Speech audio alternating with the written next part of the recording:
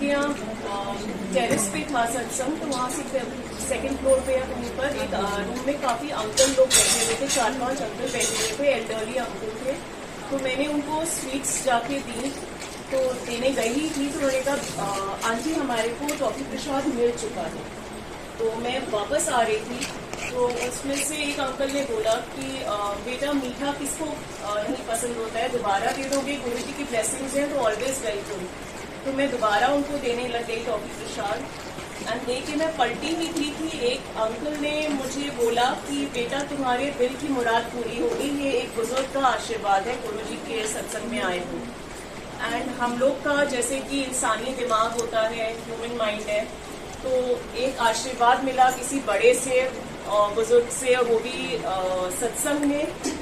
तो उस समय दिमाग एकदम से चलने लग गया कि अच्छा क्या क्या लिस्ट है, क्या क्या जिंदगी में चाहिए, आर्थिक रूप से, रिश्तों में, सेहत में। तो उस समय वो दिमाग में हलचल मची हुई थी कि अच्छा चलो ये मांग लेती हूँ, ये पूरा हो जाएगा। उन्होंने आशीर्वाद दिया है तो उसको जैसे कहते हैं ना, जिन्हीं एक बोलता है कि एक विश है तुम्हारे लिए, तुम वो पूरी होगी, विश मांगो क्या। तो उस समय विश को एनालाइज किया जा रहा था कि कौन सी विश मांगू जो वो पूरी करेंगे। उस समय बिल्कुल भी ध्यान नहीं आया, सोचती ही रह गई कि कौन सी वाली विश गुरु जी पूरी करेंगे जो अंकल ने आशीर्वाद दिया है। एंड उसके कुछ दिनों बाद ही जब गुरु जी ने हमारे यहाँ सत्संग कराया, तब याद आया कि जैसे गुरु जी कहते थे कि हम जैसे मानों को, संगत को यही नहीं पता कि गुरु से मांगना क्या है।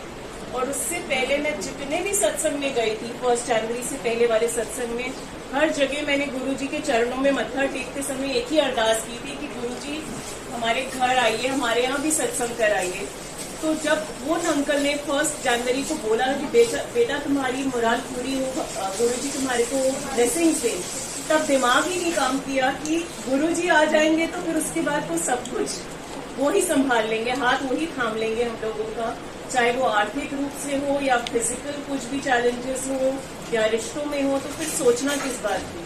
तो सबसे बड़ा हमारे लिए ब्लेसिंग है गुरु जी का सत्संग में हमारे यहाँ आना, हमारे घर पे सत्संग कराना, हम सभी संगत को ब्लेस करना। और जो होस्ट सेवादार आंटी हैं उनके लिए सबसे बड़ी, हमारे लिए भी सबसे बड़ी वही विश पूरी हुई जब गुरु जी हमारे घर आए और सत्संग कराया। तो अनंतम शुक्राना गुरु जी महाराज का हमारे घरों में सत्संग कराने के लिए, आपकी सभी संगत को ब्लेस करने के लिए, सभी के दुख दर्द दूर करने के लिए। हमें नहीं मालूम हम लोग कहाँ से कैसे पहुंच जाते हैं, रास्ता नहीं मालूम, किसके घर जा रहे हैं, कैसे पहुंचेंगे, कैसे घर वापस जाएंगे, कुछ नहीं मालूम। आज भी सोच भी नहीं सकते थे कि हम आएंगे। अंकिता आंटी का मैसेज आया और इतनी और संगत से पूछा कि क्या आप कोई जा रहा है इस तरफ, सबने बोल दिया या तो वो शहर से बाहर थे, या वो बहुत दूर थे, या वो किसी और सत्संग में जा रहे थे। कुछ 2 बजे के आसपास अंकिता आंटी ने बोला कि हाँ जी मैं जा रही हूँ, आप मुझे इस रास्ते में मिल जाओ, हमारे साथ चलो।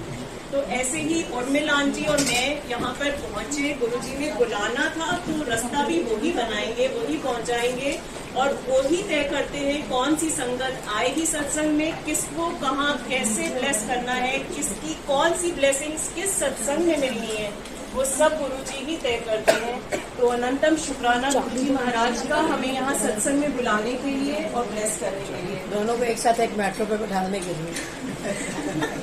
जय गुरुजी, शुक्राना गुरुजी। कोई डिसाइड नहीं था एक ही मेट्रो पे बैठने को। संगत जी, क्या आप में से कोई अपना सत्संग शेयर करना चाहेगा? जय गुरुजी। जय गुरुजी।